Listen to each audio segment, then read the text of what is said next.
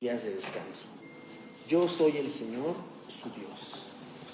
No pongas tu confianza en ídolos, ni te hagas imágenes de dioses hechos de metal. Yo soy el Señor, tu Dios. Cuando sacrifiques una ofrenda de paz al Señor, ofrécela de la forma apropiada para que Dios te acepte. Deberás comer el sacrificio en el mismo día que lo ofrezcas o al día siguiente. Todo lo que quede hasta el tercer día deberá quemarse por completo. Si al tercer día se come algo del sacrificio, estará contaminado. Levítico 19, versículo 7. Estará contaminado y no lo aceptaré.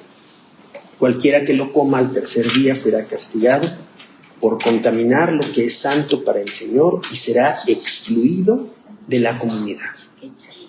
Solo hasta el versículo 8. Levítico 19, leímos del 1 al 8. Y vamos a pedir la dirección de Dios. Padre nuestro, te pedimos en este momento tu dirección.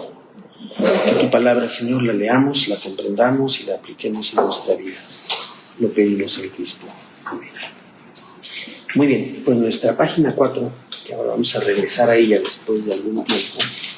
Página 4, la última. El tema es la exigencia de la santidad. La exigencia de la santidad.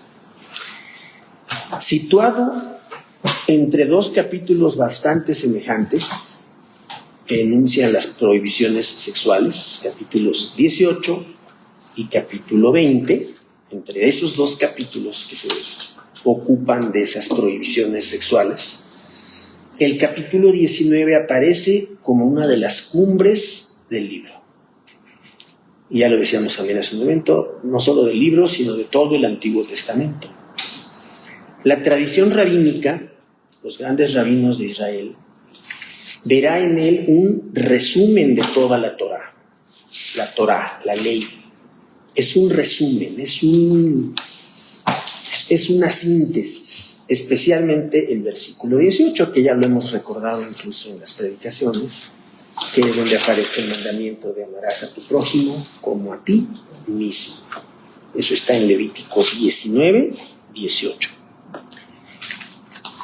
Es un texto cuidadosamente construido, estructurado con múltiples repeticiones. Es más, se nota que cuando se trabajó la edición del Levítico, como se diría hoy, cuando el editor o los editores o editoras del Levítico quisieron darle la forma casi final, consideraron que este capítulo, como lo vemos así por separado, porque tiene que ver con la santidad, es parte del código de santidad, dijeron, vamos a colocarlo estratégicamente. No está en el centro del libro propiamente, pero sí es el centro teológico, el centro religioso, el centro formal, digamos, del capítulo 19. Estructurado con múltiples repeticiones. Creo que en eso ya estamos bastante acostumbradas a las muchas repeticiones que hay en diferentes aspectos de la Biblia. El objetivo de repetir tantas veces alguna cosa, como decíamos hace un momento, era para que la gente, si no lo memorizara, el texto o las palabras, se familiarizara con ellas. Por eso ha sucedido que las repeticiones, la memorización es una forma de repetición, ha instalado en nuestra mente y en nuestra conciencia, según la versión de la Biblia que usemos. Ahora estamos usando esta diferente, pero esa versión de la Biblia que hemos usado durante toda la vida nos ha educado como lectores y lectoras. Nos ha hecho lectores y lectoras de una manera peculiar, diferente. No sería lo mismo si hubiéramos leído toda la vida la Biblia de Jerusalén, por ejemplo. Sería muy diferente. O alguna otra traducción. Y menciono la Biblia de Jerusalén porque esa Biblia, curiosamente, es una de las que más al alcance está del común denominador de la gente, porque está publicada por la editorial Porrúa aquí en México. Hay una edición de la Biblia de Jerusalén en la editorial Porrúa, que es de muy fácil acceso, libros muy baratos, ¿no? Y la gente los puede leer. Y menciono esa. A diferencia del catolicismo, incluso hasta la fecha, que ahora se lee más la Biblia en el ámbito católico romano y está muy bien.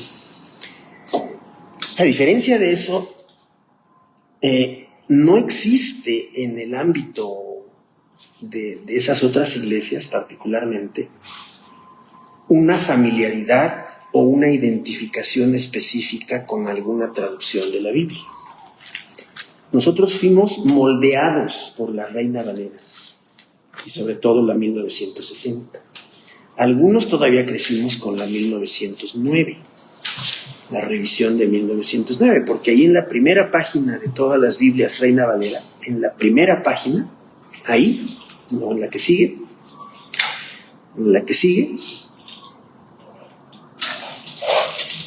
no, esa no tiene, a ver, préstame ese video, para ver cómo está esta edición, sí es Reina Valera 60, pero aquí en la primera página, curiosamente esta no trae esa.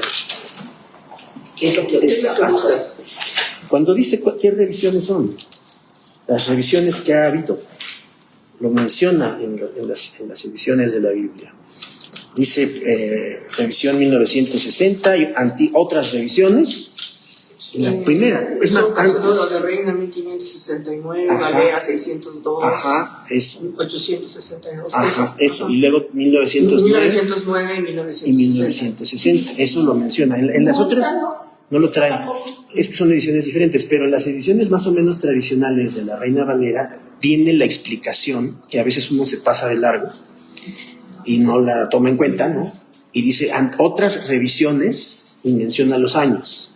La del siglo XIX, menciona cuando menos 3, ¿no? O 2. La de 1909 y 1960. Esos dos años son muy importantes porque en 1909 se hizo una revisión de la Reina Valera y luego les vamos a recomendar un material que hizo una profesora que estudió en el Colegio de México, que no es evangélica, la profesora Angélica, ¿qué es? Díaz Patiño.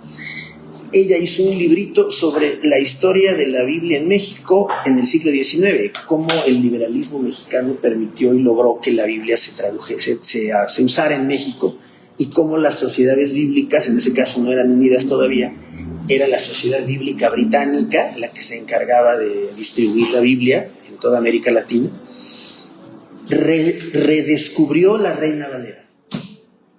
La Reina Valera estaba olvidada en el siglo XIX. Excepto en España un poco, y ni tanto, que estaba prohibida, pero la redescubrieron en el siglo XIX, la rescataron y dijeron, ¿para qué vamos a hacer otra? Porque se hicieron otras que no funcionaron, sobre todo gente que hablaba inglés, que no hablaba bien español, y dijeron, vamos a hacer alguna, y no funcionaron. Había una muy famosa que se llamó la Biblia de Pratt, que era el apellido del traductor, que no funcionaron, pero bueno, el asunto está en que si uno se familiariza con la Biblia de una manera determinada, por eso aquí todo esto tiene que ver con las repeticiones. Yo Jehová, yo soy Jehová tu Dios, ¿sí? Porque yo el Señor tu Dios soy santo, yo soy el Señor tu Dios. Lo va repitiendo muchas veces. Esas repeticiones apuntan a la memoria del que escuchaba, no del que leía, porque en esa antigüedad más remota no se leía, o se leía poco, o sea, casi no se leía, pero se recordaba y la tradición oral permitía que con el oído. Yo sepa, antes estaba prohibido leer la Biblia. Estuvo prohibida por muchas razones desde el siglo XVI y más atrás, pero sobre todo en el siglo XVI. En el siglo XVI en España, cuando fueron emperadores Carlos V y luego Felipe II, sobre todo con Felipe II, que fue el que más cerró España a eso, dijo: prohibido hacer traducciones de la Biblia al castellano actual en el 16. Prohibido, está prohibido hacer aquí, adentro de España, traducciones de la Biblia. Prohibido. Por eso el otro día, hace 8 días, recordábamos que Fray Luis de León incluso fue a la cárcel, porque tradujo el Cantar de los Cantares, que por cierto no lo trajimos, ya me acordé. Tradujo el Cantar de los Cantares en verso y en prosa y se lo dedicó a una monja, entonces eso era un lío. Y el hombre fue a la cárcel. Y él era sacerdote. Pero la prohibición en el ámbito hispánico, en los países, en España y en todos los países hispanoamericanos después, fue una lucha cultural. Fue un problema religioso, pero sobre todo era una lucha cultural. El gran temor que tenía la Iglesia Católica y los gobernantes que la apoyaban era que la gente común del pueblo común tuviera acceso e interpretara la Biblia como se le ocurriera. Ese era el gran temor de la prohibición de la lectura de la Biblia. Pero estaba prohibida a medias, porque litúrgicamente la Biblia siempre se siguió leyendo en las misas. Se dirá, es que la misa era en latín, de acuerdo, pero la Biblia siempre estuvo presente en la liturgia. Nunca dejó de estarlo. Siempre estuvo presente. Hay un calendario de lecturas anuales, que son las que se deben de exponer y predicar y compartir con el pueblo en la misa, ¿no? Y la Biblia nunca se dejó de leer, litúrgicamente. El temor que había era que si se popularizaba la lectura de la Biblia, eso iba a ocasionar problemas, y no solamente problemas religiosos, sino problemas sociales. Pero ahorita nos vamos a parar ahí porque eso rebasa, ¿no?, lo que estamos comentando, pero tiene usted razón, estaba prohibido. Entonces las repeticiones. Se señalan especialmente las 3 conminaciones o exhortaciones generales, 3 que están ahí. Sed santos porque yo, el Señor vuestro Dios, soy santo. Si yo soy santo, dice Dios, ustedes tienen que ser como yo. Versículo 2. Observad mis leyes, en el versículo 19. Observen mis leyes, obedézcanlas, respétenlas. Y tercero, yo soy el Señor vuestro Dios, que os he sacado de la tierra de Egipto. Guardad todas mis leyes y mandamientos y ponedlos en práctica. Eso está en los versículos, dice ahí, 36 y 37. Entonces, estas son las 3 exhortaciones generales. Ser santos como el Señor, observar las leyes, recordar el pasado y con base en eso también guardar leyes y mandamientos y ponerlos en práctica. Segundo parrafito. Aquí está lo esencial del programa de santidad del Levítico. Y el programa, para nosotros, este programa, pues es bastante familiar, ¿no? Es obvio, casi, pero requiere que nosotros nos ubiquemos, como decíamos hace un momento, en el contexto de lo que representó este libro a la hora de elaborarlo y de componerlo, digamos, repitiendo varias cosas que estaban en el decálogo, como vamos a ver ahora. ¿Qué es lo esencial del programa? Obedecer las exigencias del Dios liberador. Y esa palabra es importante, la última, liberador. Obedecer las exigencias del Dios liberador. No se dice del Dios creador, porque Israel conoció a Dios primero como liberador y luego como creador. Es un orden inverso. ¿Es que el Génesis habla de la creación? Sí, por supuesto, porque se redactó después y en primer lugar se habla de que Dios creó todas las cosas y está bien, pero el pueblo no conoció a Dios como creador primero, lo conoció como liberador, que lo sacó de la tierra de Egipto, de la esclavitud. Entonces lo conoció primero como liberador, y el núcleo central de todo el Pentateuco, de los primeros 5 libros, el núcleo central es la historia del Éxodo. O sea, el Éxodo es el centro. O sea, del Éxodo sale todo hacia atrás, digamos, para contar la historia de la creación, y hacia adelante para contar cómo el pueblo regresa a la tierra que Dios le dio y todos los conflictos que surgieron a propósito de eso. Entonces, por eso aquí se pone así: obedecer las exigencias del Dios liberador. Él, este Dios liberador, ha adquirido un derecho exclusivo para conminar al pueblo que se ha consagrado. O sea, Dios en ese sentido ha adquirido el derecho para exhortar al pueblo que se ha consagrado para Él. Podríamos decir, entre comillas, que Dios compró al pueblo, digamos, con la liberación de Egipto. O sea, lo adquirió, se hizo de él, y al liberarlo, el pueblo, mediante el pacto, mediante la alianza, ahora el pueblo tenía responsabilidades con Dios, pero Dios también tenía responsabilidades con el pueblo. Por eso es el pacto. Y por eso la idea de pacto es tan importante en todo el Antiguo Testamento, en el Nuevo también, pero en el Antiguo el pacto tiene cláusulas. Es como un contrato, como un convenio, ¿no? Tiene cláusulas, ahora son complicadísimas, ¿no? Las cláusulas. Y lo peor son las letras chiquitas, ¿no? Del final, o donde aparezcan. En la letra chiquita allí está lo que más compromete, a lo mejor hasta lo más importante, pero son las cláusulas. Esta persona llamada tal se compromete a esto, esto, esto. Y la otra persona llamada tal se compromete a esto, esto, esto, esto. Y ahí van las cláusulas. Es lo mismo. Es un pacto. Entonces Dios se gana el derecho para exhortar al pueblo que se ha consagrado para sí mismo. Por eso dice aquí, esto es lo que se recordará a lo largo del capítulo mediante las diferentes fórmulas que subrayan las diversas prescripciones u ordenaciones o mandamientos. Yo soy el Señor vuestro Dios, que está mencionado 6 veces. Y ahí están todos los versículos donde está. Están enmarcadas por otras 2 más desarrolladas, en el versículo 2 y en el 36. ¿Cómo es el 36? Dice,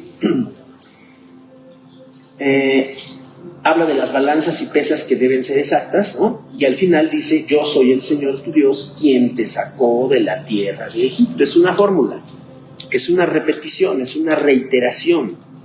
O simplemente, yo soy el Señor, 8 veces. Y ahí están todos los versículos del capítulo 19, donde aparece esta repetición. Y es una fórmula.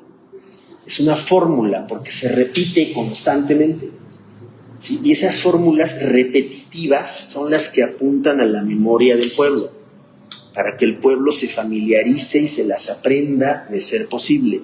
Por eso decía que nuestra lectura moderna de los textos hace que nos familiaricemos con ellos y que mucho del lenguaje, mucho del vocabulario, mucho de las expresiones que encontramos, pues ya se nos hacen familiares, las recordamos y nuestra memoria y nuestra mente empieza a asociar muchas cosas. Eso es lo que el Señor quería. No tanto la memorización como tal, porque no hay una exhortación a eso. De hecho, en el Antiguo Testamento no hay ninguna exhortación a memorizar los textos, sino a tenerlos presentes, visibles en la puerta, en las casas, póntelas en la frente, para que te acuerdes de eso, ¿no?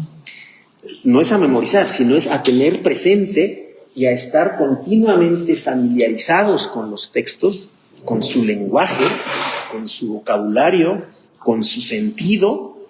Y por eso Casiodoro de Reina y Cipriano de Valera, estén donde estén, estén donde estén, deben de estar muy sorprendidos del éxito que tuvo su traducción en lo que ahora llamamos América Latina.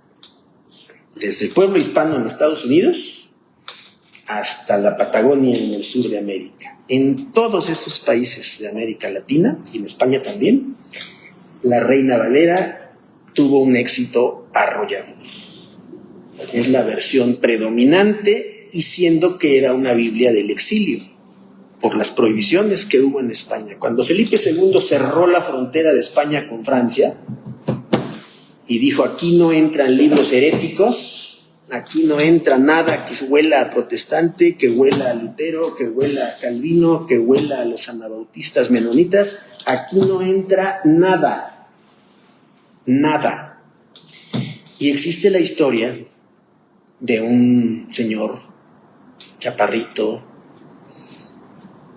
tenía un problema de la columna, no caminaba bien, que se volvió especialista en introducir de contrabando libros prohibidos, incluyendo la Biblia, a España en barriles de vino. Julianillo Hernández se llama.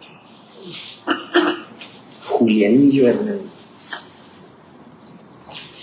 Lo hemos recuperado en esa historia de los 100 personajes de la Reforma, porque Julianillo Hernández, cuando lo capturaron después de muchos años de estar haciendo eso, no sobrevivió a la Inquisición.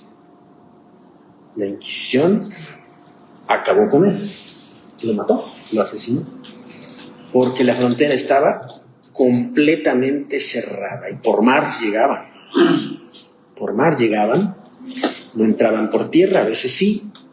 Y la historia de Julianillo Hernández es una historia que nos hace suspirar, nos hace indignarnos.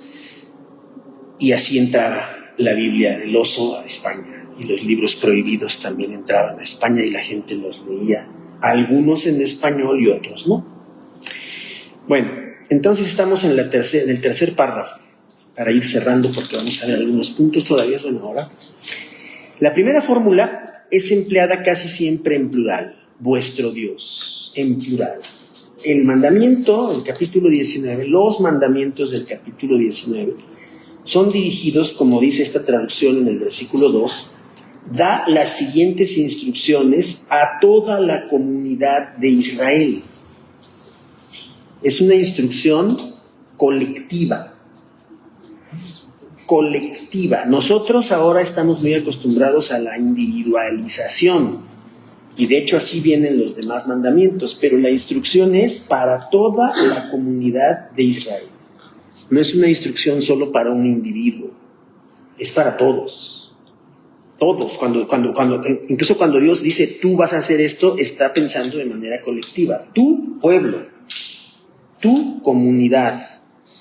Y mucho de lo que ahora nosotros hacemos con el texto del Antiguo Testamento es que ese tú colectivo lo hemos hecho tú individual, por la fuerza del individualismo, porque nos interesa creer, y está bien, queremos creer que Dios se dirige particularmente a cada uno de nosotros por separado.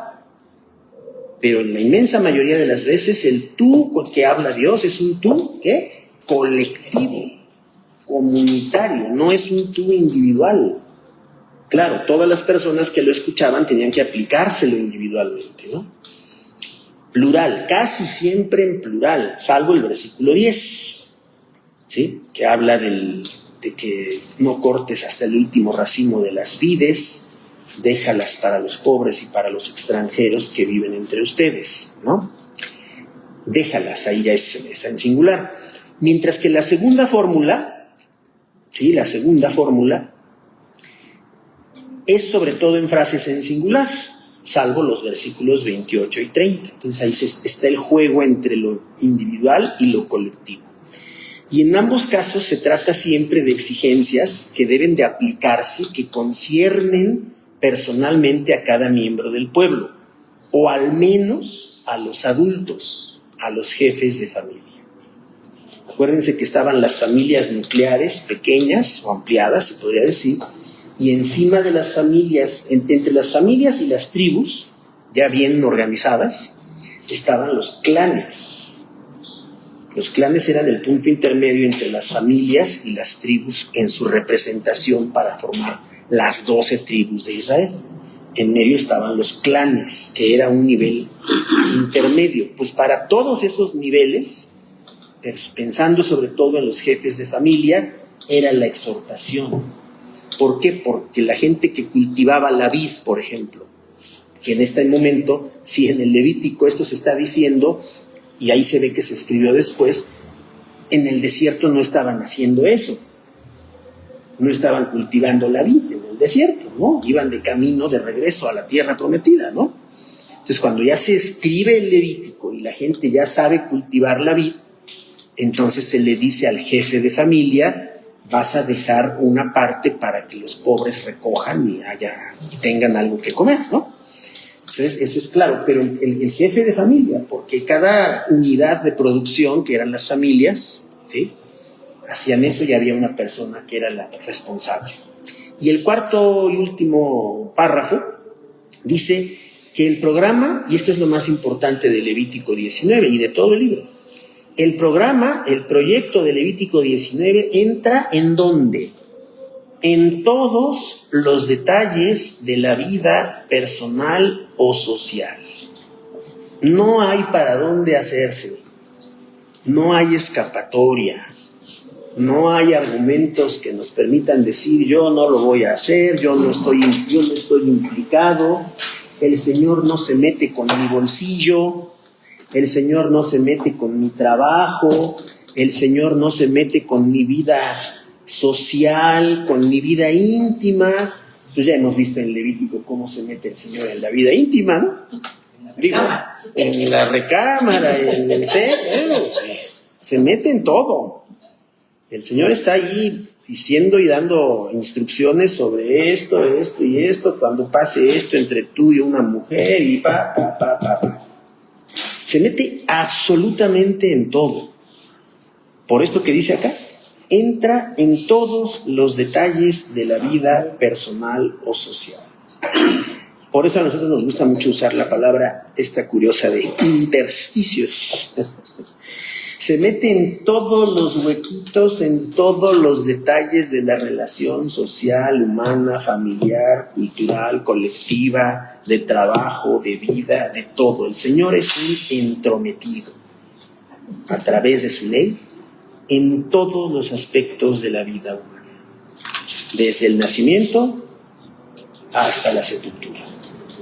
El Señor está y quiere estar presente en todas esas circunstancias, relaciones y aspectos de la vida humana. Entonces, esta es la clave de todo el Levítico. En la mayor parte de los casos, las prescripciones están en forma imperativa. ¿Se acuerdan de la forma imperativa gramatical? El imperativo es dar órdenes. Ese es el imperativo. Dar órdenes. Esa es la forma del imperativo. Haz esto.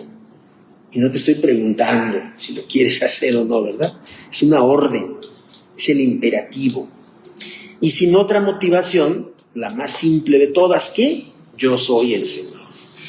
Por mí, dice Dios, tienes que hacer esto o dejar de hacer esto otro.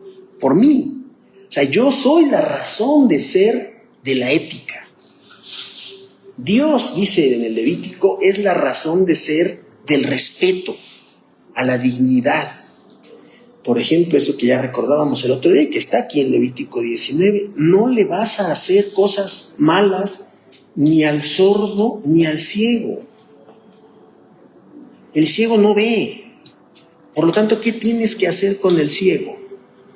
Tienes que ayudarlo.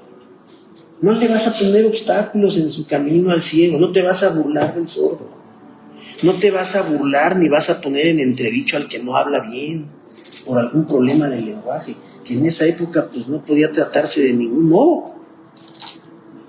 La gente hablaba mal, tenía un problema y no había remedio. ¿Sí? Si no caminaba bien, en fin, todo lo que ahora llamamos las diferentes capacidades, ¿no? Entonces, ese es el imperativo. Vas a respetar esto por mí. Esa manera de hablar de la ética se contrapone con lo que ya empezó después, muchos siglos después, a suceder con la cuestión de la ética. Imagínense una ética sin religión. Existe una ética sin religión. Eso fue lo que sucedió mucho tiempo después de la Reforma Protestante, cuando las diferentes formas de la vida humana, empezando con el derecho como práctica real, formal, que excluyen lo religioso. Todavía muchas constituciones políticas de algunos países mencionaban a Dios. En la Unión Europea, por ejemplo, ha habido debates terribles, durísimos, allá en donde se reúne el Parlamento Europeo en Estrasburgo, en Francia. Ha habido unos debates durísimos. ¿Europa tiene que seguirse considerando a sí mismo un continente cristiano o no? Y entonces los gobernantes de países como Francia mismo y otros más dicen, pues no, porque ahora tenemos una población islámica enorme. Y tenemos que respetar también a los islámicos, y tenemos que respetar a los agnósticos, tenemos que respetar a los ateos, en fin. Entonces, el debate actual de los países laicos plantea el hecho de que tiene que haber una ética sin religión. Se oye más feo decir una ética sin Dios, ¿verdad? Se oye más feo. Pero puede haberla, y de hecho la hay. Es aquí mismo, ¿no? En todas partes. Por el abuso de la iglesia. Y qué bueno que nos separan. No solo por el abuso. Es resultado de la dinámica social que ha habido. después de mucho tiempo. Sí, sí. Fuera del matrimonio. Sí, pero esos aspectos religiosos no entran al ámbito de lo laico. O sea, no son factores determinantes para lo laico. Por ejemplo, el abuso de niños o niñas. El argumento para que eso se considere un delito no es religioso, en términos laicos. Es una cuestión antropológica, es una cuestión de derecho, es una cuestión que ha avanzado con el tiempo. Hay gente que dice, no, es que no hemos avanzado. No, sí se ha avanzado en términos formales en el derecho. Se ha avanzado y la ética esta es sin religión y sin Dios. Es una ética autónoma de lo religioso. Pero como estamos aquí entre creyentes, nosotros estamos más comprometidos con eso, porque nosotros aceptamos las dos éticas, o los dos derechos, si se quiere. Como creyentes aceptamos que la ley antigua nos diga yo soy tu Dios y por mí tienes que hacer estas cosas. Eso lo aceptamos, lo creemos. Creemos en el mismo Dios que habla aquí, que es el Padre de Jesucristo, que es nuestro Salvador. Entonces lo creemos y lo aceptamos. Pero también aceptamos la ética sin religión porque somos ciudadanos de un país laico. Imperfecto y claro, por supuesto que hay muchos problemas, pero somos ciudadanos que tenemos los derechos y las obligaciones de todos aquellos y aquellas que, aunque no sean creyentes, formamos parte de una misma sociedad. Entonces también somos sujetos y objetos del derecho laico que prevalece, que es imperfecto, sin duda alguna.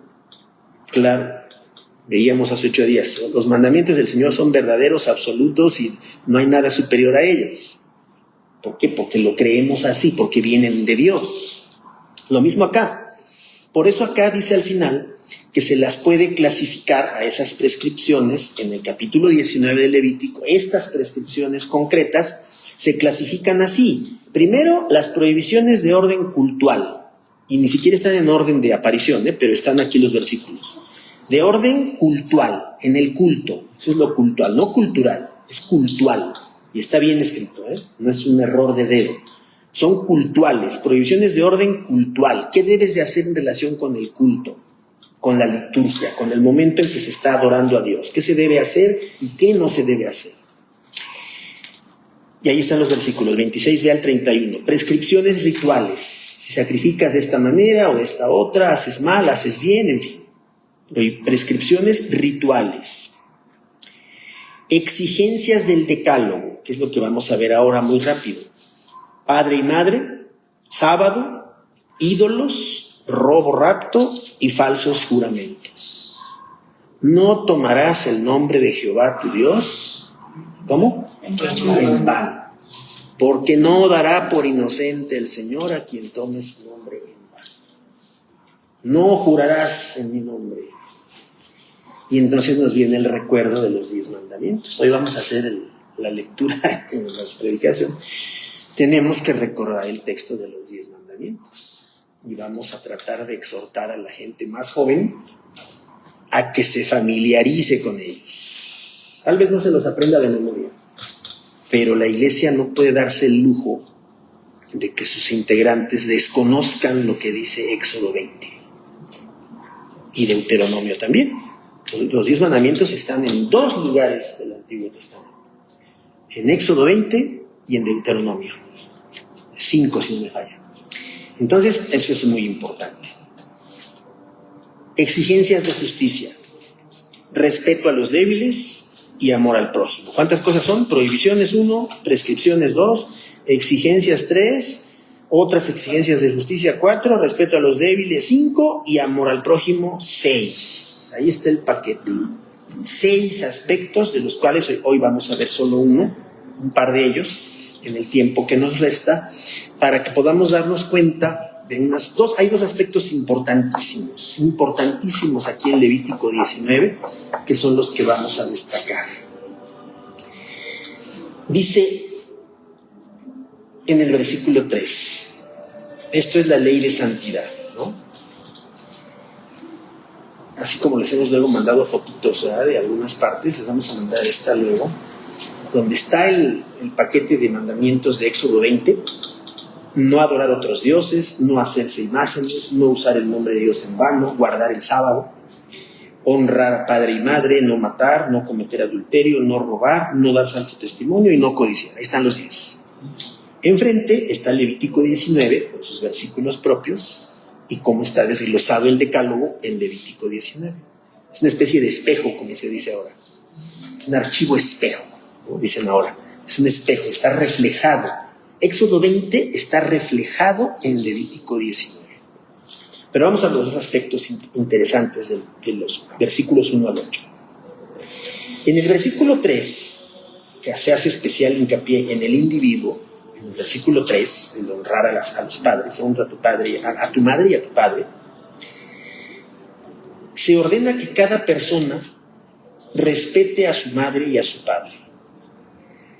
Curiosamente, el pasaje se dirige a los varones, así de específico, a los varones, a los ish, que respete a su madre y a su padre, igual como está en Éxodo 20:12 y en Deuteronomio 5:16, que es donde está repetido. Sí, es Deuteronomio 5. Entonces, otra vez, Éxodo 20 y Deuteronomio 5, ahí está el decálogo, repetido.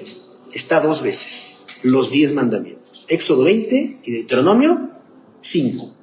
Bueno, no es extraño que se comience con este mandamiento cuando gran parte del capítulo anterior ha estado centrado en las relaciones sexuales entre familiares y las prohibiciones correspondientes. La pareja madre y padre es mencionada en orden distinto al de las anteriores versiones del decálogo que colocan al padre en primer lugar. Y esto es un matiz que cuando uno lee Levítico parece que no hay nada detrás o de fondo.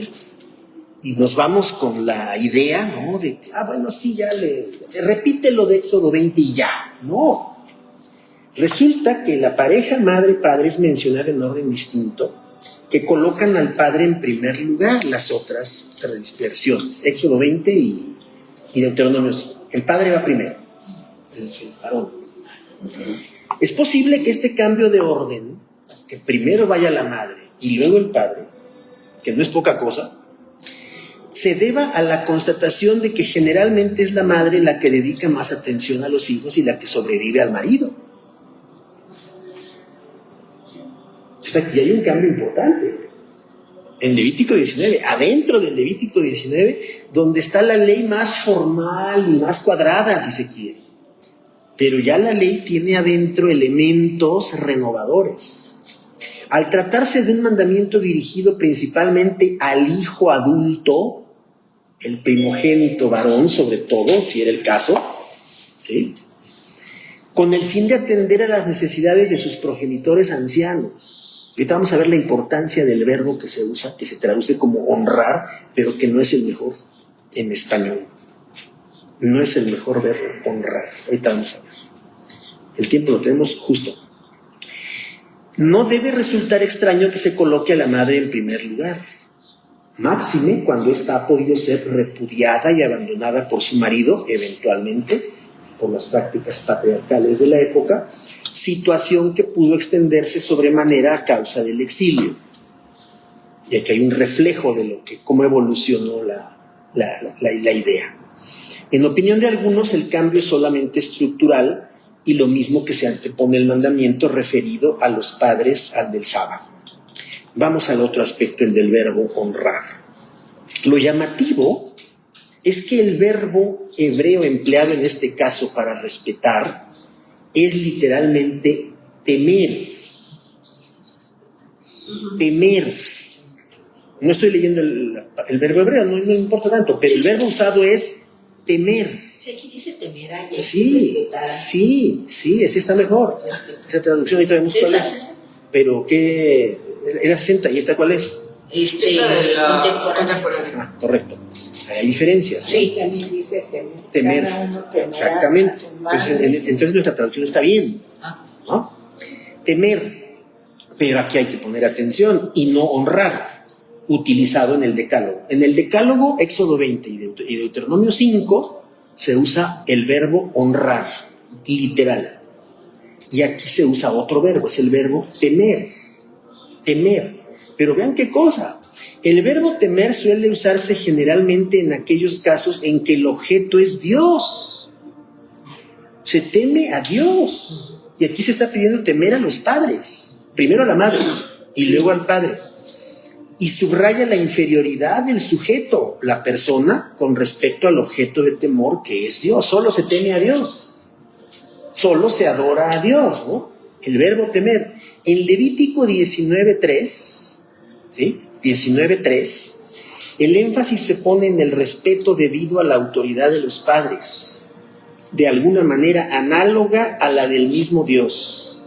Por lo que el verbo puede traducirse también, y aquí viene la propuesta de este experto, temer está bien, pero la otra está mejor. Reverenciar. Ese verbo está mejor en español. ¿A quién se reverencia? ¿A quién nos enseñaron a reverenciar? A un ser superior. A un ser que está por encima de nosotros. Ya ellos mismos, nuestros padres y madres, luego se encargan de recordarnos por qué son superiores a nosotros, ¿no? Porque te di la vida y te callas, ¿no? Sí, te callas, ¿no? Sí, ellos se encargan, y ellas se encargan de recordarnos, ¿no? Pero aquí el fundamento es teológico. El fundamento es legal. El verbo usado, dice él, puede traducirse como reverenciar. Diga. Una pregunta curiosa, porque aquí dice que se refiere primordialmente al hijo mayor, ¿no? Sí. Para tener cuidado de la mamá, porque cuando quedan viudas, pues la pasan mal. Sí, sí. ¿Y dónde se sacó después que era el hijo más chico y que quedaba en cuidado? No cambió en realidad tanto eso. ¿No? No. Aquí en la tradición patriarcal bíblica, el hijo mayor es el número uno. O sea, no hay cambio. Por eso es llamativo, ¿no? Que usted lo plantea así, Sí, hay que ver. Pero en la tradición bíblica no es así. Definitivamente. Okay. Eso sí. Es el caso, para recordar un elemento bíblico más, el caso del llamado hijo pródigo. ¿El hijo pródigo era el mayor o el menor? El menor. Y pide su herencia.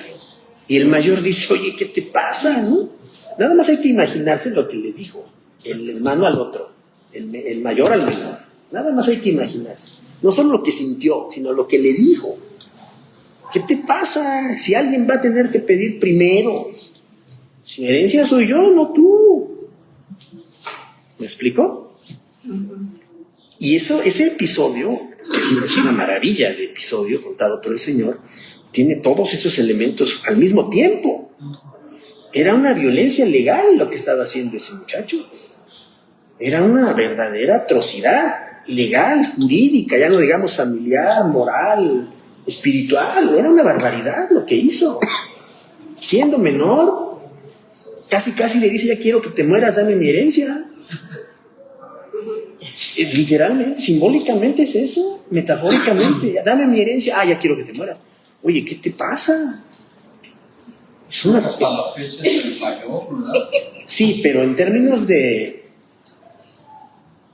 Comparando el episodio que cuenta el Señor con esto que estamos viendo acá, dice acá el comportamiento, digamos, de las personas, las bases legales del comportamiento familiar tenían que llegar a un punto en el que las circunstancias mismas daban la pauta. La hipótesis que mencionó el autor. Si la esposa era desechada o despreciada o se separaba del marido, los hijos tenían responsabilidad con ella, especialmente el mayor. Es que ya no viven juntos, no importa, tú tienes una responsabilidad hacia ella también. Porque era muy fácil eso de podemos, ¿por qué es posible, cómo le preguntaban al Señor? De repudiar. ¿Es posible repudiar a la esposa? Y el Señor responde y dice, sí, es posible, la ley lo permite, pero ¿por qué? ¿Se acuerdan del argumento? La dureza del corazón del hombre. Del varón. no de la humanidad en general, no, del varón. Es una crítica al patriarcado por la dureza del corazón de ustedes, varones, dice. Ya casi el Señor está diciendo, es que todos los hombres son iguales, ¿no? Como dicen muchas es que todos los hombres son iguales. Todos son iguales, están cortados con la misma tijera. Sí, casi, ¿no? Pero la respuesta del Señor es, o sea, va a lo más hondo, atraviesa toda la realidad y llega hasta lo más hondo. Por la dureza del corazón de ustedes se permitió eso. ¿Y eso cómo se explica hoy en términos prácticos, éticos, morales? ¿Cómo se sostiene eso? Y entonces viene la ley, lo que decíamos hace un momento, y con eso cerramos, la ley laica. ¿Y la ley laica qué dice? Puedes llegar con el juez o jueza y decirle, ya no quiero a esta mujer porque no sabe cocinar la comida que me gusta. Es un argumento legal para que tú te separes de ella. ¿Y qué dice la ley laica? No, a mí no me vengas con esas historias. Yo no quiero saber que si sabe cocinar o no, dice la ley. Ética, civil, laica. A mí no me vengas con eso. Si tú a eso lo colocas en el ámbito de la incompatibilidad de caracteres o de que no se entienden bien y todo, eso sí plantéamelo. Pero a mí no me vengas con el cuento de que no te sabe cocinar. Eso aquí no entra. Porque nosotros, ley laica, no entramos a eso. Y la ley espiritual sí. Y dice el Señor, por la dureza de su corazón se permitió. Pero no debió ser así. Y entonces el Señor, que está por encima de la ley, aunque la respeta y la obedece y la cumple, demuestra esos resquicios legaloides, como se dice hoy, de leguleyos, ¿no?, que permitieron que el patriarcado se impusiera como una ley hasta cierto punto, como se vive hoy todavía, como una ley no escrita. Y las leyes no escritas siguen gobernando la vida de millones de personas. Millones de... Es que no está escrito. ¿Dónde está escrito? En ningún lado. En el caso de lo que estamos viendo de reverenciar a los padres y a las madres y a los padres, en ese orden, según Levítico 19:3, ¿dónde está escrito? En Levítico 19. ¿Dónde está escrito que tienes que respetar al minusválido? En Levítico 19. ¿Dónde está escrito que no debes de pesar kilos de 800 gramos? En Levítico 19. Pero no vamos a ir con la persona que está en el tianguis a decirle Levítico 19. No podemos hacer eso, a menos que la persona sea creyente también. Si la otra persona es creyente, sí le podemos decir, mira lo que dice Levítico. Pero si no, dice, a mí me vale, y entonces tenemos que recurrir a ¿cuál ley? ¿A cuál? Si la ley de Dios no le importa al vendedor, al señor, al marchante, pero ¿cuál ley? ¿Pero cuál ley? Si le incumbe, ¿cuál ley? ¿Cuál? La ley del Estado. Claro. Que es una ley laica. No me importa lo que creas, no me importa si crees en Dios, no me interesa. Tienes que obedecer lo que dice la ley. Punto. Y usted está dando kilos de 800 gramos. Y va. Entonces, esa es la diferencia. Y en ese aspecto de los kilos de esos gramos, ¿no?, es textual el pasaje. No falsifiques, no des peso reducido. No mientas, no seas abusivo con el que te compra, ¿no? Entonces ahí se está metiendo en ese tipo de relaciones. Todos casi no dan kilos. No es una ley. Ellos tienen que ir a revisar sus básculas. Que todos lo hagan. Sí, porque ponen las básculas de todas de manera no marcan el peso. Pero en donde están certificadas esas básculas, tiene que haber un sellito por ahí, cositas. Hasta en el mercadito por mi casa de mi colonia, luego sí veo que tienen los sellitos de que se la fueron a checar de que pesan aquí. ¿Y eso tiene que ver con Levítico 19? Claro que tiene que ver. Sí. Porque Levítico 19 es un antecedente de que eso que ahora es laico ya estaba previsto por la ley de Dios. Es que yo no soy creyente. Pues si no es usted creyente, obedezca lo que dice aquí en el reglamento, y si no, ahí le cae la profeta. ¿Y multas? Claro. ¿Multas de cierre? Esto, sí, Sí, claro. esa es la parte laica.